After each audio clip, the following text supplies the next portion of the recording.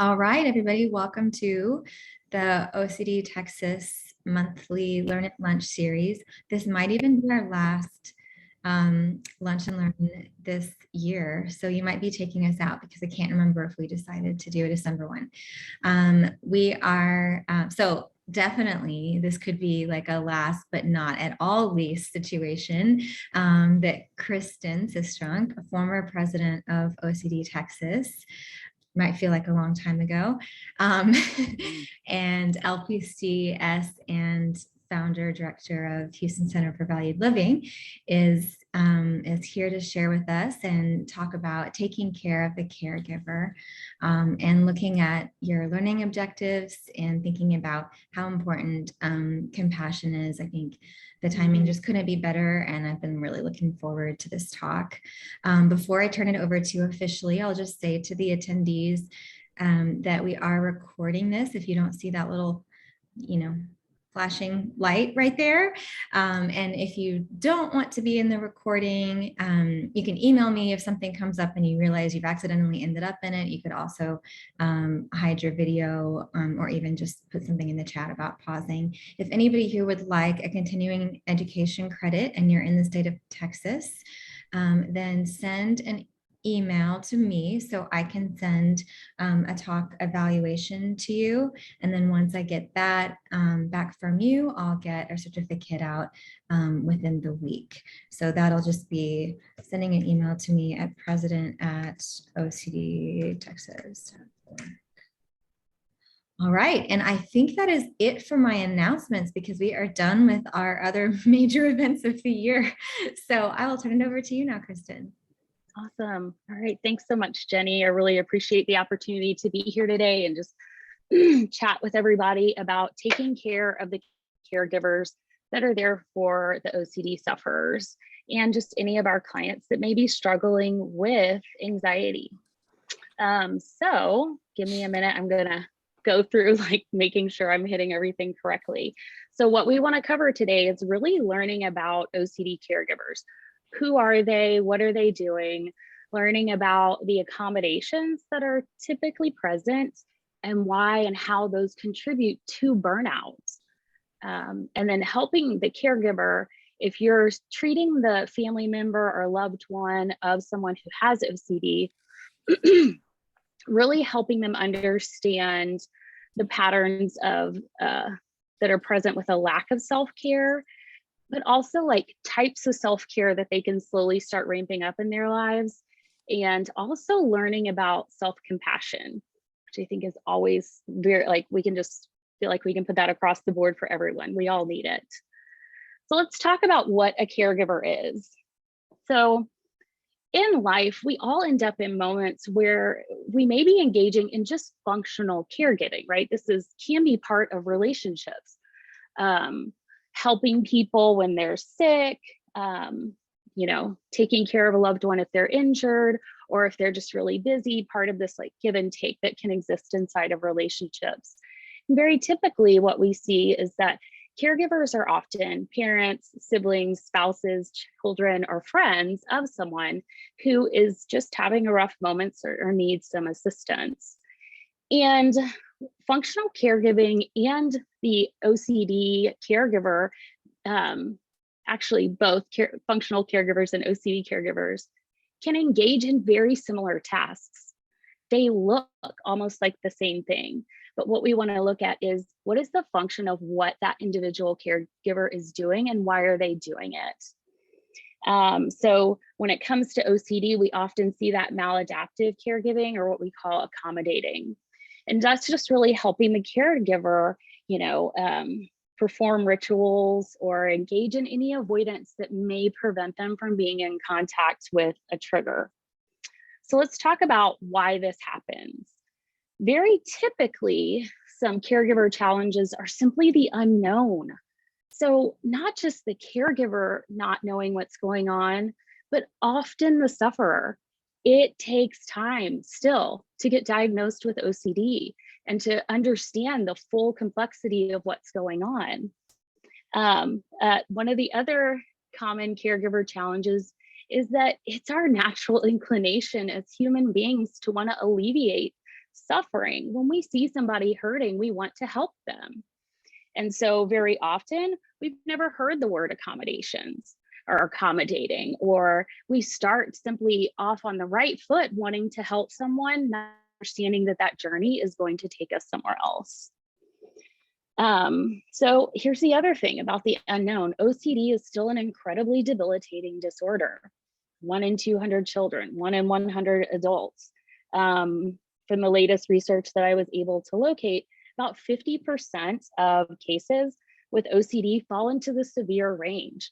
And it's not uncommon to have a lot of accommodations across the board, severe or not. In fact, the data that I was able to dig up said that current estimates are that somewhere between 62 and 100% of OCD sufferers are receiving accommodations. And part of that, again, I would just go back to, it's our natural inclination as humans to want to alleviate the distress of others. We want to help.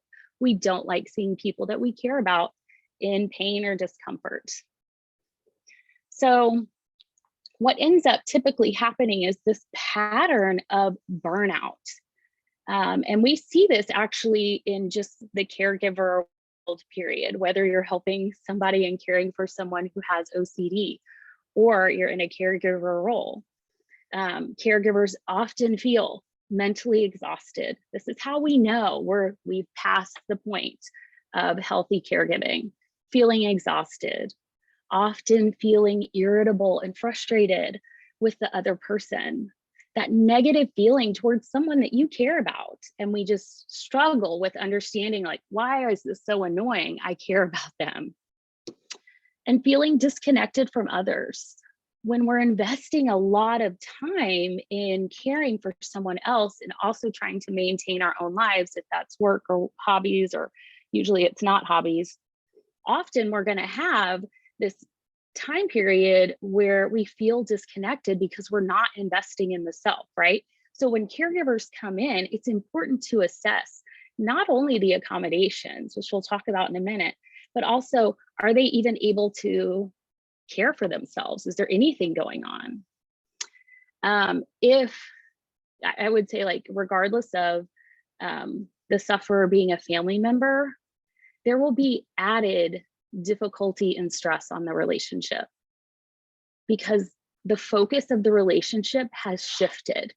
And we want to help those caregivers work on shifting it back to investing in that person and learning how to not invest in the OCD. Caregiver burnout means that there's a disruption in the social life, typically an increase in the self-criticism. People are being pulled into an increasing number of rituals and avoidances over time. And caregivers very often suffer from depression. They're struggling with that persistent low mood, loss of pleasure, inability to concentrate. We're tired all the time, sleeping too much, too little. And again, this just slow chip away at things that are good for them, right? They're not eating well, and just an overall decrease in their quality of life. So we see that as OCD continues to get worse, the need for accommodations escalates. So it's demanding more and more and more of that caregiver. And so over time, typically what we should see is that person losing more and more of their quality of life and the part of their life that is about them. I've seen similar patterns in families where we have a depressed individual, where we see like temporary changes, or, I've definitely seen the parents before who, made a lot of changes for depressed adolescents. And now sometime later, the adolescent is, where they were like, yes, play, spend time with friends, maybe play a little extra video games, whatever. Now we're seeing like, well, they're happier, only like we're still doing a lot of things that are probably not great right now.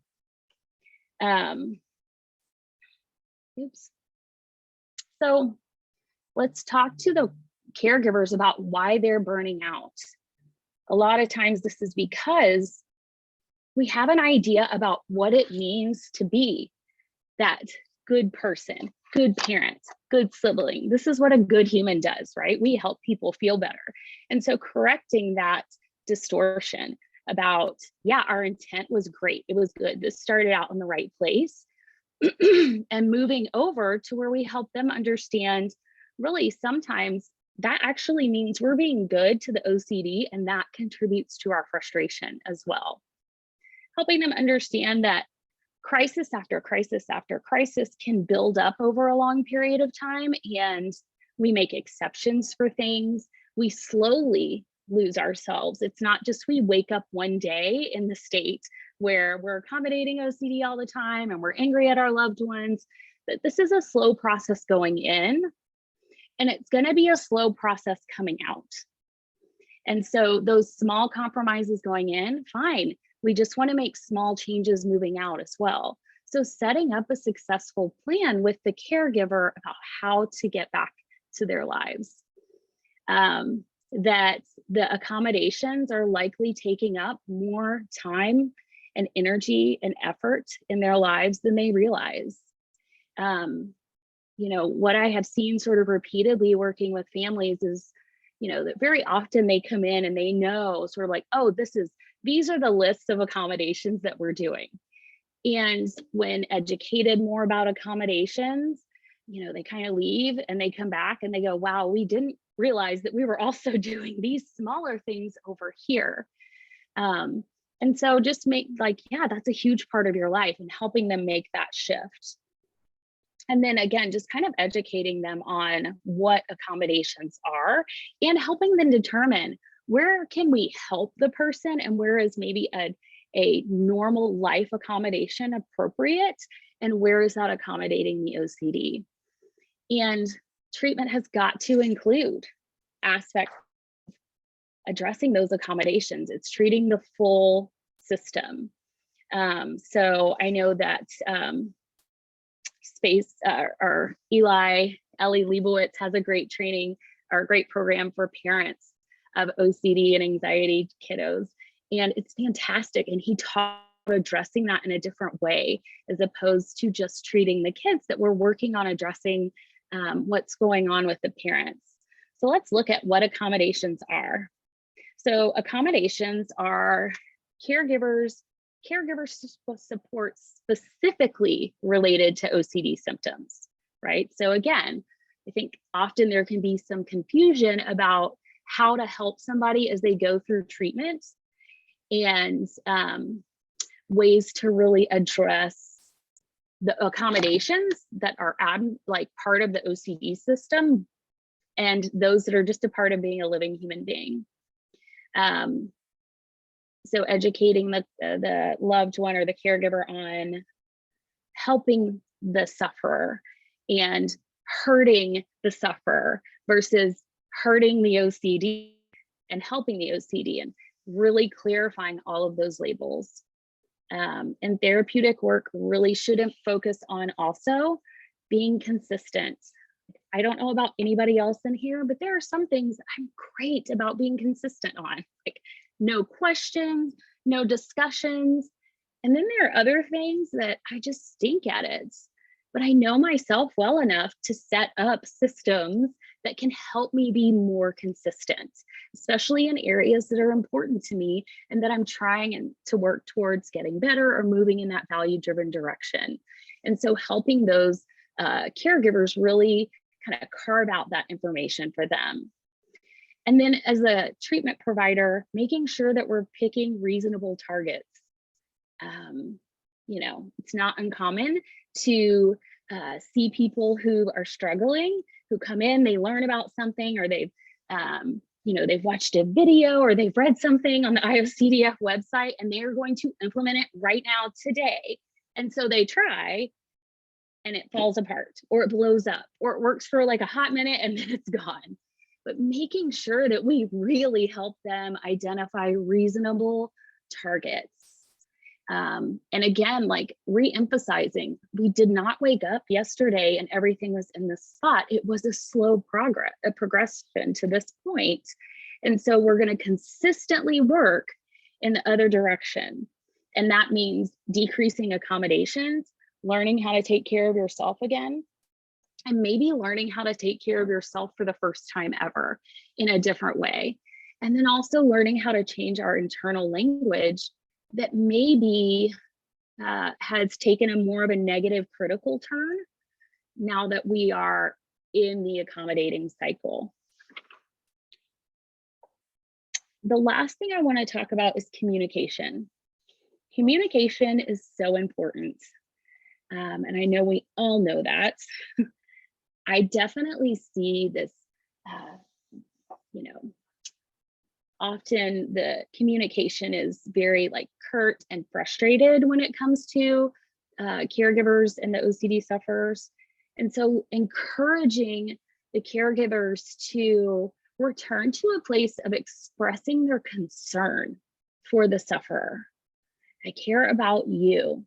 I love you. You are so important to me. You know what's not important to me? The OCD. I don't like it. I don't like what it does to you. I don't like that you have to feel this way. And learning how to express and communicate maybe goals that the caregiver is working on themselves. So, because I care about you so much, I'm no longer going to fill in the blank. In 2 weeks, this is when I'm starting this because I care about you.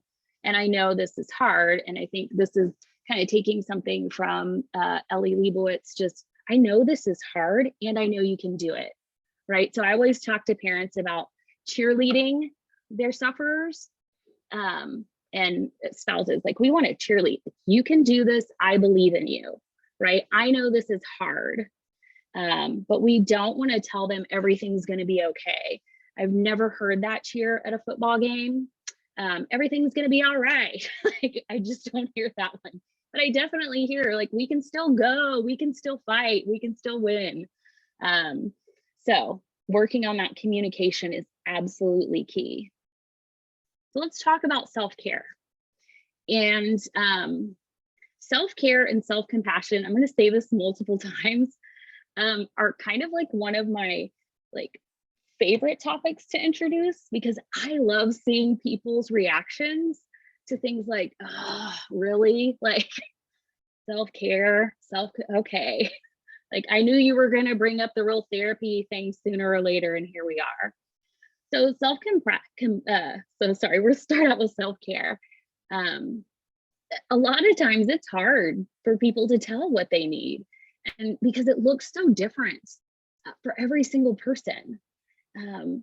And so I've gathered just a few pieces, like 1 or 2 definitions that really, really struck me as kind of a great description. That self-care is anything that you do for yourself that feels nourishing. And I would say, I like to tell people, it restores you to the core of your being. It doesn't, you don't feel more empty, you don't feel more drained, you feel restored. And then another one says like, it can be something that's relaxing or calming, or it can be something that is intellectual or spiritual or physical or practical. And again, whatever is restoring for you. I often have people tell me that they will not be taking a bath. Like, that is awesome. They can't stand taking a bath. I'm like, that's great. That's disgusting. They've read the articles, they've seen the things, and that is not them. I'm like, great. Doesn't have to be you. It's anything that you find restoring. So here's why it's important for caregivers. Most of the time, caregivers are beyond empty. They are so drained. They have forgotten how to check in on themselves, or they never have. A lot of times we don't have not most people, but a lot of people don't have regular self-care items in their lives. Like, they just don't have a schedule. They'll do one here, and then 4 months later, they'll do another one. And self-care doesn't work because I did 2 things this year, and here I am. I'm fine. And we just need to enforce how important it is. And so I love telling people things like self-care is directly related to reductions in stress. Yeah, who couldn't use that on an average day? Improved immunity, increased productivity, and higher levels of self-esteem. Like, these are all fantastic things, or I think so. And there's a direct link in decreasing our relational stress. When we learn to move the focus and help caregivers move that focus from the OCD off to other things, including self-care, they're refreshed, they have more energy to help fight the OCD. So it decreases that distress. Then all of our interactions with that loved one are not focused on the OCD, or I'm frustrated because I have to do this thing for you again. And then I feel bad later because I was rude to you and I don't want to be that way. So it really helps break down that cycle. And it gives the caregiver a break. They need a break. We all need a break. Self-care is so important. So I'm going to go into different types of self-care, but I thought we'd talk about like some things, some extra checks. What do I really need both mentally and physically, right? Like, listen, it's going to work. This stuff needs to refresh you to the core of your being. And it may have been a long time since that's happened. And so ways to think about that are like, what do I need? When do I feel good? When did I feel good in the past? Mentally, when did I feel good in the past physically? There may be some things that are great. They were 10 years ago, and now they're just not for you. But when you try it out again, how do you feel afterwards? Do you feel great? Do you feel extra drained, but that feels amazing because you've gotten to do something? And making sure, again, we're taking breaks, making time for the self regularly. And this is going to be important, not just for self-care, but also self-compassion, because we need to keep implementing those skills over and over and over to combat a lot of things that are just present in our lives and that have been for too long, like a negative bias. And then implementing things that simplify daily chores. We're going to see that on the list next, but just ultimately encouraging people to find balance. So here are, 1, 2, and 3, 1, 2, and 3. Here are 6 different types of self-care. Now, I have put some suggestions under each column. And these are, if you are a caregiver, these are by no means the ones that you have to choose. But let's talk about emotional self-care. These are actions that we take to connect with our emotions and process them in some healthy way, a functional way. Journaling. Journaling is something that is absolutely amazing. And some people, that is their thing. That is not my jam, right? So I am not going to sit down and journal. But talking with a therapist, that sounds fantastic. I will do that. I am a verbal processor, right? Or chatting with my friend to process through something. Mindfulness, practicing gratitude, right? Here we are in the month of Thanksgiving that we should all be grateful for, right? We hear more about gratitude typically in November than other times, but really implementing a consistent practice of gratitude and just trying something new. I put on there new hobbies. Try something new that you've never tried before. Go to a class. You don't have to purchase every single thing that you need to, start glass blowing, but you can go to a glass blowing class, like try it out. So then we have physical self-care. Y'all, we have to move our bodies, and helping caregivers learn that, getting up and going through their daily routine is not always self-care. But going for a 5-minute walk, getting up and walking down the hallway when you're at work and coming back, taking a nap, a brief nap, massages, attending neglected medical appointments, which no one ever does. We never skip those things, right? Spiritual self-care. So, and I mean this both in like just the sense of spiritual self, but also the religious spiritual self. Some people need to refill. They need to, again, like take a walk, go outside. There are a few places here in Houston that I love to go walking. One of them is the Arboretum, because it's outside. It's so pretty. It's fantastic. Memorial Park, it's a break. We're moving away from the concrete jungle and into a space where I can just reconnect. Volunteer. Go on an electronics fast. Step away, unplug. Practical self-care, this is one of my favorites. This is a great area to just strategize about how to help that caregiver get some time back. Meal delivery service, cleaning service. Oh, you can drop off your sloths at the laundry or the dry cleaner. I probably meant clothes, but if you want to drop your sloths off at the dry cleaner, I'm sure they'll enjoy the change, right?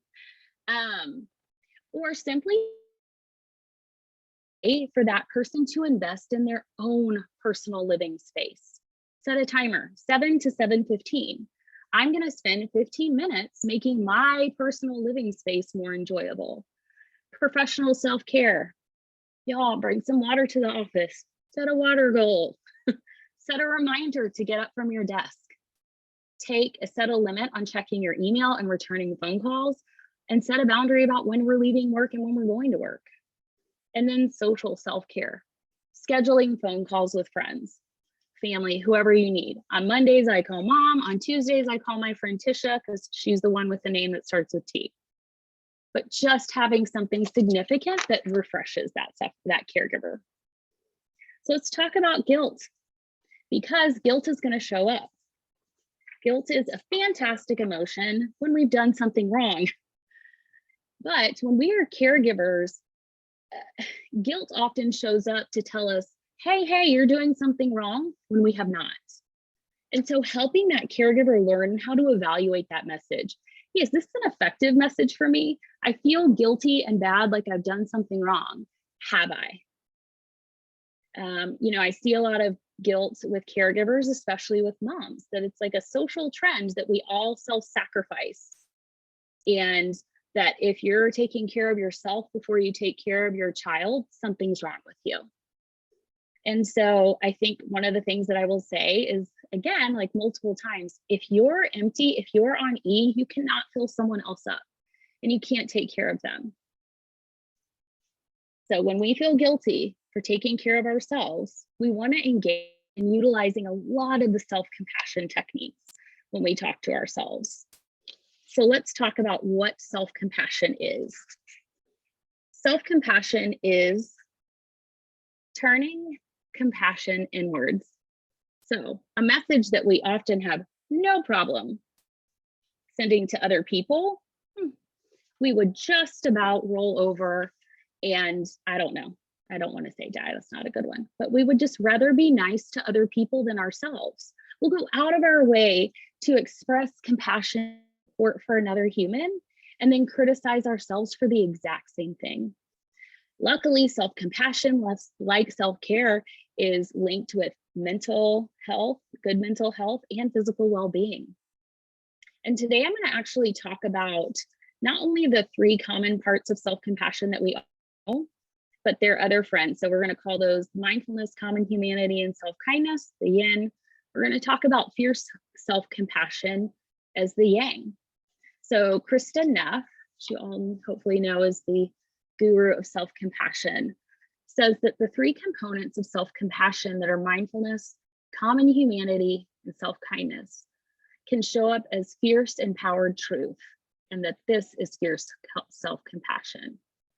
And this is fantastic because all too often when discussing or introducing self-compassion, again, I've seen clients like roll their eyes like, oh, here comes I knew it was going to happen. Are you going to ask me how I feel next? Like, how do I feel about that? But with fierce self-compassion, it just feels like something solid that we can stand on, along with the components of self-compassion. I feel like it really gives us a full picture of what we need. So let's talk about mindfulness. John Kabat-Zinn says, mindfulness is the awareness that arises through paying attention on purpose, in the present moment, non-judgmentally. So not getting caught up in our negative thoughts or guilt feelings, but rather taking a balanced approach and noticing them without buying into them. And we need to be able to have whatever we're having in order to do something about it. So when we're working with clients on mindfulness, We can work by teaching and practicing mindfulness in session, learning. There are tons of exercises. I love, like, YouTube can be a great resource and also a terrible resource, but there are tons of resources available. Going through scripts with clients, helping them record something, or even utilizing apps. There are more and more and more apps available.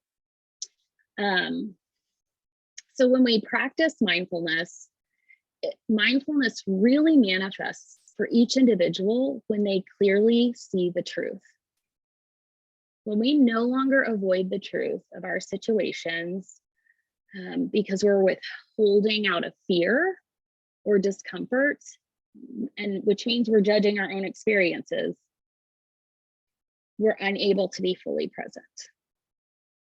So with fierce mindfulness, when we hold our pain with fierce, empowered truth, we can speak up about it and tell our stories to protect not only ourselves, but help and prevent others from being harmed. And this also ties in with that component of common humanity, right? Which I'm going to go right into. Common humanity is understanding that we aren't supposed to be perfect, no matter how much we want to. In fact, no one is. And I think this is one of those things where people are like, absolutely, no one else should be perfect. It's not okay for me not to be perfect, though.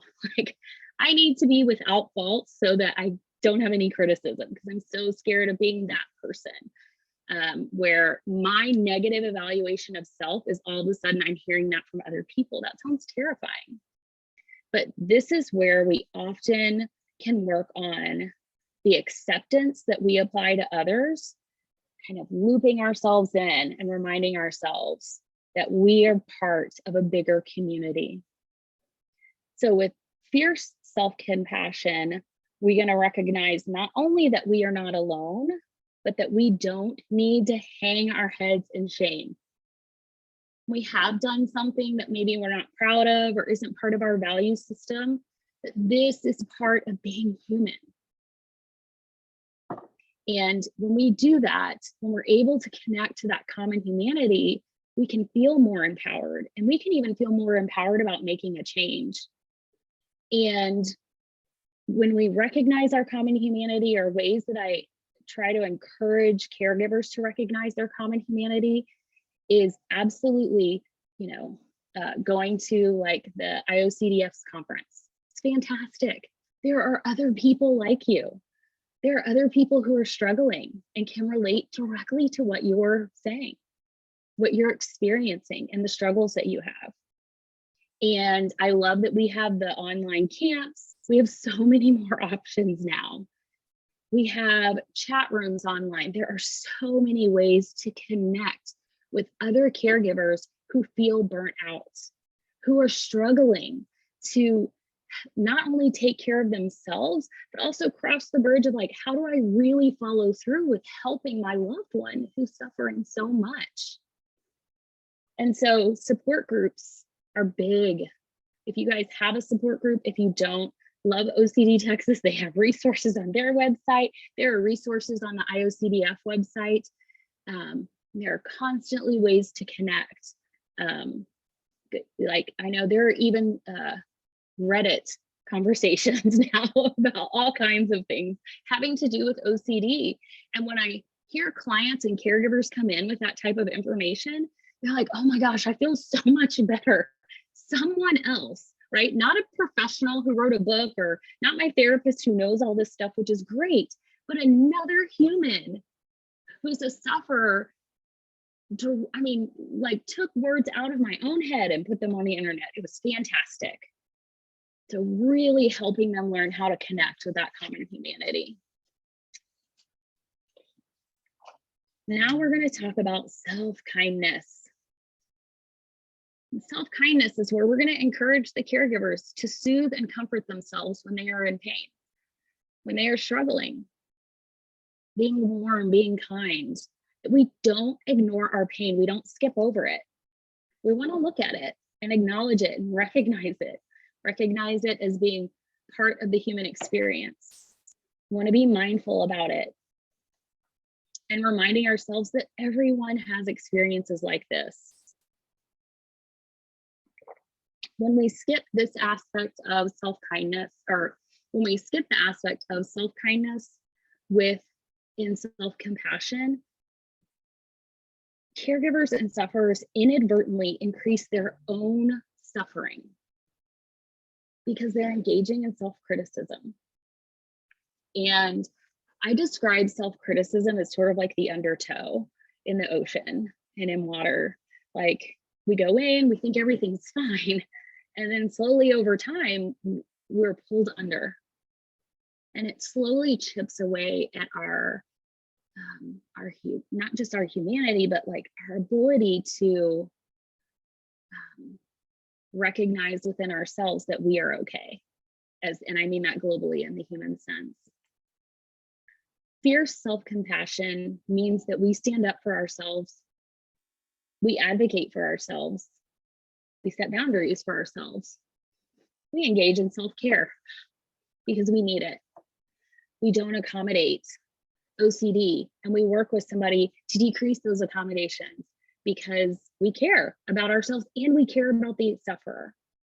We say no because no is okay to say.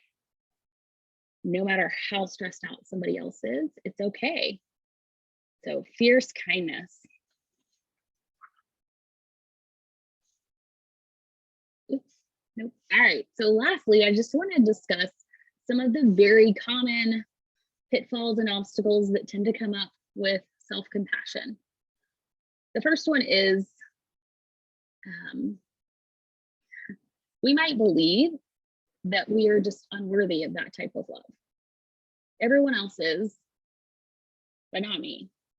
I can tell everyone else that it's okay to fail and have hiccups and not do well or mess up, and that's great. And I absolutely believe that's true. But when it comes to it being okay for me, I just don't feel it. And those types of messages can be around for so long. They can start when we're so young that we don't even recognize that those are part of the undertow that's slowly pulling us under. And so really focusing when you're working with a caregiver on those types of things, that slow undertow of unworthiness of love and kindness. As humans, we are hardwired with a negative bias, right? And this means that we are tuned in to our failures and mistakes. And we're tuned in a way that is most of the time not with love and compassion and understanding, but with a sharp criticism. And we do that often with the intent and focus of, how do I never, ever make this mistake again, right? Or often I have people say like, well, it was okay the first time, but any other repeated mistakes, not okay.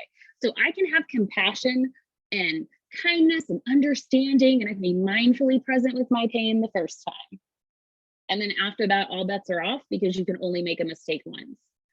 I think that's amazing that people have this idea that we can be that like a computer program. Like, I'll just go back in and fix the programming and make sure the mistake never happens again. When we ask them like how other people are, if that's okay for other people to make the mistake multiple times, oh yeah, for sure, that's fine, but not me. So being aware of that negative bias to get into that place of like, I'm good, but never again. The other one is not checking in. I think one of the best things about kind of pandemic life was it felt like the entire world that was overscheduled and stressed out 5 to 7 days a week just came to a screeching halt. And all of a sudden, people had room for hobbies and things that they had not tried in years, right?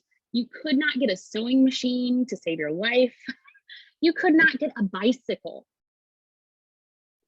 Those things were here before, but all of a sudden everyone slowed down. And what I'm seeing again is this kind of like this immediate ramp up back to where we were pre-pandemic life.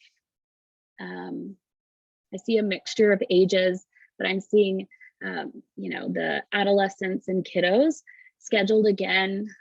Their schedules filling up. School's back in person. They're at school all day, followed by tutoring and or a sport and or the piano lesson and or yada. And it's just filling up, and people are struggling because we really benefited from that slowdown.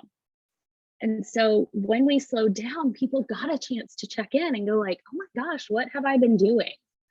Another thing that I saw during the pandemic was also like this real excitement about working from home, like, yay, business on top, pajamas on the bottom, like, woohoo. And people doing a great job of like, I'm at work from 8 to 5 and I get an hour lunch break. This is great. And then slowly work sort of like bleeding out into the rest of the day. So like, oh yeah, I got up at 6. I just turned on my work computer and turned the chat on and just slowly eating up time. And so again, kind of filling things up where we weren't checking in. So it's not uncommon to be on autopilot, but really helping that caregiver get off autopilot. And I think it can be difficult when we turn autopilot off as a caregiver and we hear things like accommodation, that word, and we really understand that, oh my gosh, this whole time I was doing something that was really helpful. And you mean I was hurting the person that I care about? But implementing that regular check-in, educating, yes, it's okay. We did it out of, love and care for that person. But this is why we need to check in. This is why self-care is important. This is why self-compassion is important. The other obstacle are just negative beliefs about self-compassion, right? If I treat myself this way, I'll be self-indulgent. So I need to be really rough on myself to make sure that I'm fine. And reminding sufferers and caregivers that self-compassion is about moving towards things that matter, moving towards the things that they value, and getting rid of the things that were obstacles in their journey, and helping them move towards their value-driven life. Where do you want to be? What do you want to go? What do you want to do? What do you want your life to look like? The last one are just positive beliefs about self-criticism, because we all know that self-criticism is just amazing. It's fantastic. It does so many great things for us. And it doesn't, but it's hard to turn off that belief a lot of times, because we really are invested in ideas like, if I'm not hard on myself, I'm not winning any battles. Like, people who are hard on themselves, those people just don't get anywhere. And working on addressing those beliefs that caregivers and sufferers can have. All right, so on the last slide, I just have some resources for everybody to check out. I got to review some great things, and it was super amazing being here today. I see that we have chat questions or stuff in the chat. I don't know if I need to look at those. Let me see. We need more for spouses. Yeah. So all of these tools, I think, can be incredibly helpful when we work together with a therapist.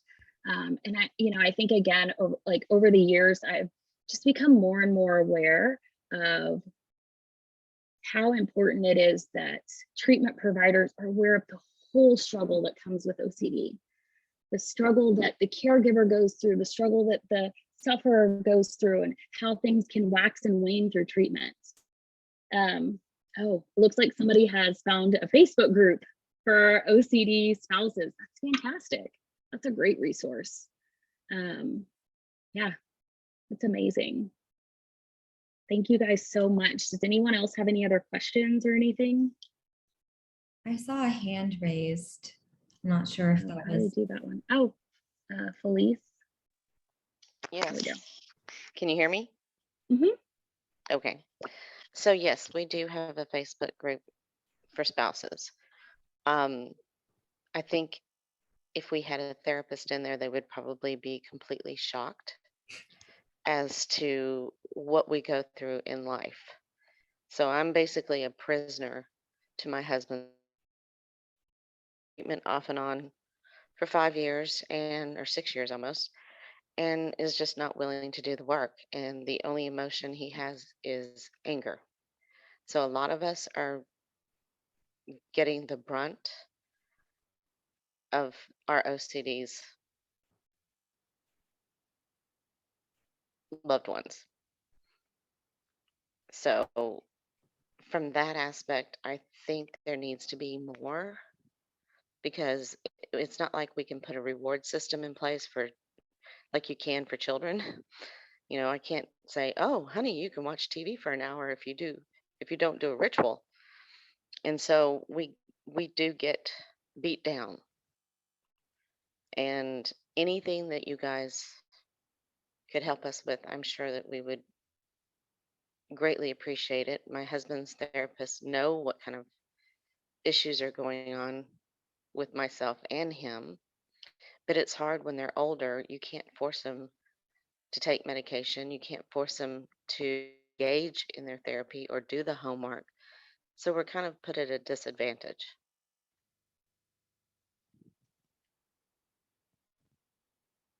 Yeah, absolutely. And I think that can be one of the biggest barriers as a caregiver to doing things like implementing self-care, right? Yeah, Is I have none. yeah.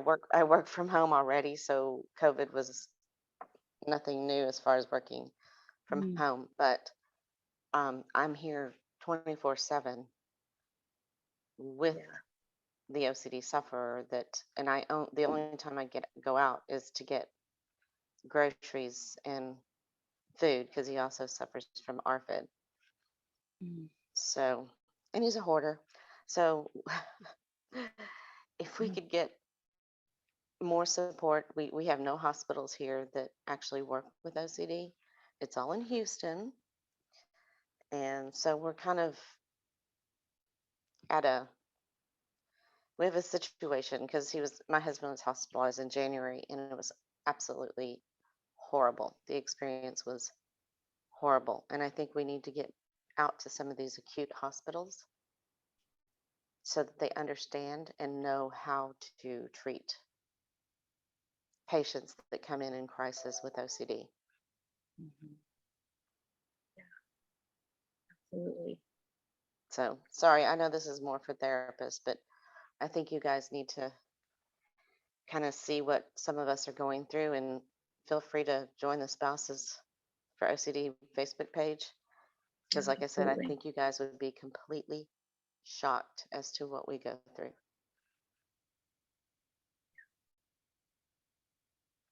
So, thank you. I appreciate you sharing that. I'm glad you shared about the spouses support group or page on Facebook. I was not aware that was there, so I think that could be a great resource. Um, and I know and recognize that a lot of these things are incredibly hard to implement and difficult because there are specifics to every sufferer and every caregiver, and so different barriers to implementing anything, including someone who doesn't want to go to treatment or doesn't want to make a change. That can be incredibly frustrating and even hurtful. So it looks like we have a question about differentiating between helpful support versus accommodations. And I think that when we talk about helpful support, these are things that are not related to the OCD. So accommodations are things that feed the OCD and they don't help the sufferer. So like I said earlier, it can often feel like we're helping the sufferer when we alleviate some of the distress that they're experiencing. When we accommodations are aiding in avoidance of triggers or helping complete a ritual or engage in a ritual with or for the sufferer because of the OCD.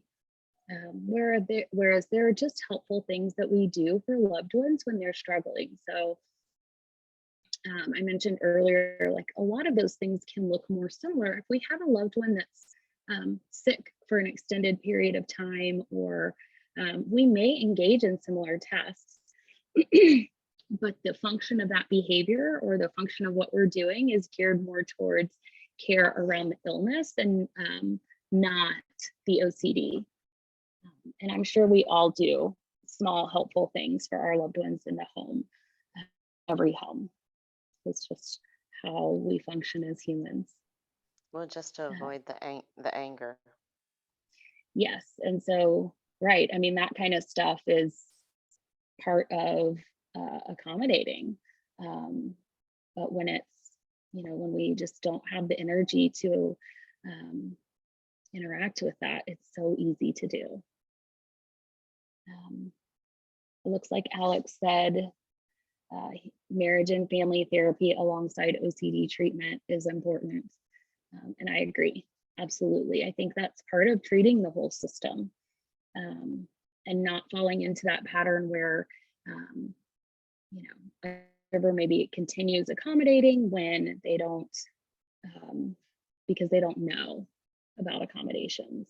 And we're not involved in that sort of like that undertow situation where we're pulled out, or that OCD sufferer is kind of pulled back in. So, yeah. Looks like we have one more question and probably time for just that last one and then wrap up, although that's a tough one to address. You got that, Christen? About advice regarding Sure, but anybody else that wants to jump in on this one can. So any advice regarding refusal for treatment? And this is, depending on the age, this is where I would recommend that if you're a caregiver, let's look up Ellie Leibowitz's SPACE training for parents and find a therapist who's trained in that, because help you focus on changing your behaviors and yourself as opposed to making changes to the sufferer. And I would say that universally, whether we're talking about an adult or a child or a teen, I can still focus on changing my behavior and what I'm doing, no matter what someone else is doing. It doesn't mean that it'll be easy and really comfortable. And I can make those changes.